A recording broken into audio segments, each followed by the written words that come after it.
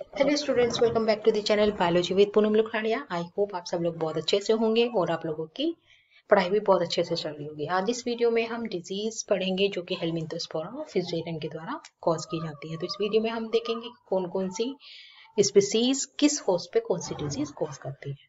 इससे पहले वाली वीडियो में मैंने कोलेटोट्रिकम कि वो कौन से प्लांट को कौन से प्लांट पे कौन सी डिजीज कॉज करती है उसके बारे में पढ़ा है। अगर आपने वो वीडियो नहीं देखी है तो आई बटन पे क्लिक करके उस वीडियो तक जा सकते हैं, ठीक है। और प्लेलिस्ट में भी देख सकते हैं, उसमें और भी फंगल डिजीजेस के बारे में, उनके होस्ट और पैथोजन के बारे में मैंने बताया है, ठीक है। तो आई बटन पे क्लिक करके आप वहां तक जा सकते हैं। तो आज इस वीडियो में हम पढ़ेंगे हेलमिंथोस्पोरियम और फ्यूजेरियम के बारे में कि वो कौन सी स्पीसीज किस होस्ट में क्या डिजीज कॉज करती है। तो सबसे पहले हमारी जो स्पीसीज है हेलमिंथोस्पोरियम की वो है ग्रेमिनिया। ये जो ग्रेमिनियम स्पीसीज होती है हेलमिंथोस्पोरियम की, वो leaf stripe of barley cause करती है। हमारे सिलेबस में जो स्पीसीज है, जो पैथोजन है, वो जो डिजीज कॉज करते हैं, उसकी जो होस्ट है वो बार्ले और पैडी है। ये आप ध्यान रखिएगा। तो हेलमिंथोस्पोरियम ग्रेमिनियम ने leaf stripe of barley disease cause करता है। उसके अंदर आप पिक्चर में देख सकते हैं कि लीफ के ऊपर जो ये स्ट्राइप्स बने हुए हैं, ये जो पैचेस से हैं, ये बड़े होकर के स्ट्राइप बन जाएंगे और इसी को हम लीफ स्ट्राइप ऑफ बार्ले कहते हैं। सेकेंड जो हमारी स्पीसीज है दैट इज सेटाइवम। हेलमिंथोस्पोरियम सेटाइवम जो होता है वो फूड और root disease of barley cause करता है, मतलब ये रूट में इंफेक्शन कॉज करता है।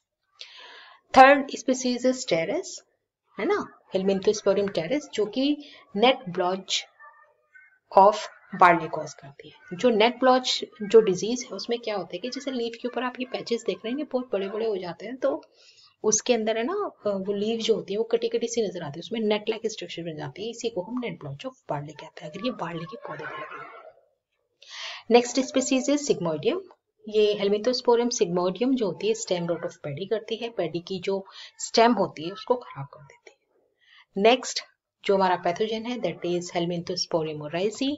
इससे लीफ स्पॉट ऑफ पेडी हो जाता है। इसी को हम फेमाइन ऑफ बंगाल भी कहते हैं, जो कि 1943 में हुई थी और ये वर्ल्ड वॉर सेकेंड के टाइम में पूरे 1 साल चली थी, 44 तक चली थी और इसने बहुत ज्यादा नुकसान किया था, स्पेशली बंगाल में, ठीक है। इसीलिए इसको फेमाइन ऑफ बंगाल डिजीज भी कहा जाता है। तो आई होप आपको ये समझ में आ गया होगा हेलमिंथोस्पोरियम के बारे में जो भी आज हमने पढ़ा है। अगर आप इस वीडियो पर नए हैं, इस चैनल पे नए हैं, तो kindly to subscribe the channel. Don't forget to press bell icon so that you can get all the notification whenever I post new video, ठीक है। और अगर आपको लगता है कि जो मैं यहाँ पे डिजीजेस करा रही हूँ वो आपके लिए हेल्पफुल है, आपको एग्जाम में हेल्प करेंगे, आपको समझने में हेल्प कर रही हैं या आपके दोस्तों को हेल्प कर सकती हैं, तो kindly to share this videos. और अगर आपको वीडियो सही लगती है तो प्लीज लाइक भी कीजिए, उससे हमको मोटिवेशन मिलता है, ठीक है। तो चलिए अब हम आगे की डिजीजेस पढ़ते हैं जो कि फ्यूजेरियम स्पीसीज कॉज करती है, ठीक है। फ्यूजेरियम जेनरा की स्पीसीज कॉज करती है।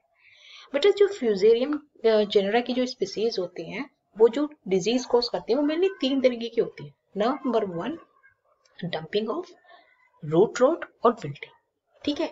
अगर ये 3 डिजीज है तो आप अंदाजा लगा सकते हैं वो फ्यूजेरियम की स्पीसीज होगी, ठीक है। तो चलिए स्टार्ट करते हैं। सबसे पहले जो हमारी स्पीसीज है फ्यूजेरियम की दैट इज ऊडम। ऊडम जो होता है वो विल्टिंग ऑफ कजानिस कजान करता है। कजानिस कजान क्या होती है, आप लोगों ने घर में अरहर की दाल खाई होगी, तो अरहर की दाल जो होती है वो उसका जो पौधा होता है उसकी जो लीव्स होती हैं उनमें विल्टिंग यही कॉज करता है, ठीक है। अरहर की दाल को कजानिस कजान कहते हैं, बोटनिकल नेम उसका कजानिस कजान है। नेक्स्ट स्पीसीज जो है वो है फ्यूजेरियम ऑक्सीस्पोरम। इसकी जो फॉर्म है वैसे इन्फेक्टम। वैसे इन्फेक्टम जो डिजीज कॉज करता है वो करता है कॉटन में, यानी कि उसकी लीव्स को, प्लांट को वो मुरझा सा जाता है उससे।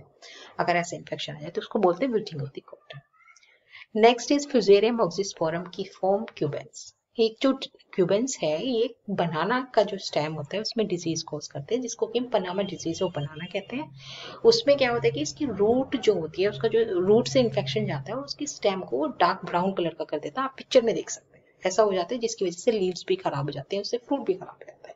इस डिजीज को पनामा डिजीज ऑफ बनाना कहा जाता है। नेक्स्ट जो हमारा पैथोजन है दैट इज फ्यूजेरियम लीनी।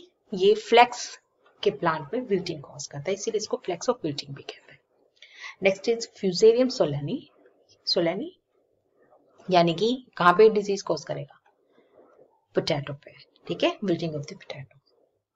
जो पैथोजन फ्यूजेरियम की स्पीसीज है मोंडलीफोरम, ये फूट रॉट ऑफ राइस कहता है, डिजीज कोज करता है। इसके बेकेनर डिजीज भी कहा जाता है और इसी को फुलिश रूट डिजीज भी कहा जाता है। ये इंपॉर्टेंट है, ये एग्जाम में, कॉम्पिटेटिव एग्जाम में काफी बार पूछा गया है। ठीक है, तो इसको अच्छे से मार्क करके लर्न कर लीजिएगा।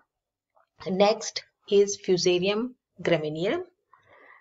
जो हमारी ग्रेमिनेरियम है ये डंपिंग ऑफ वीट कॉज करती है। डंपिंग ऑफ वीट में क्या होता है कि जो हमारी सैपलिंग्स और जो सीडलिंग्स होती है वो सीडलिंग जैसे ग्रो करने लगती हैं तो सॉइल के ऊपर वाला, जस्ट ऊपर वाला जो पोर्शन होता है वो बिल्कुल गल के एकदम खराब हो जाता है और पूरी की पूरा जो सैपलिंग होती है, जो हमारी सीडलिंग होती है, वो टूट के गिर जाती है। इसी को हम डंपिंग ऑफ कहते हैं। ठीक है, तो ये वीट के अंदर डंपिंग ऑफ कॉज करता है। फ्यूजेरियम कल्मोरम जो होता है वो भी डंपिंग ऑफ वीट कॉज करता है। नेक्स्ट इज फ्यूजेरियम निबाले, ये ओट के अंदर डंपिंग ऑफ करता है।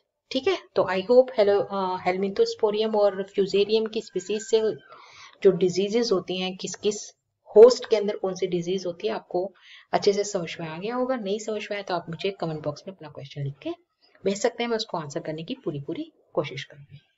Okay, so thank you for watching, take care, God bless you all.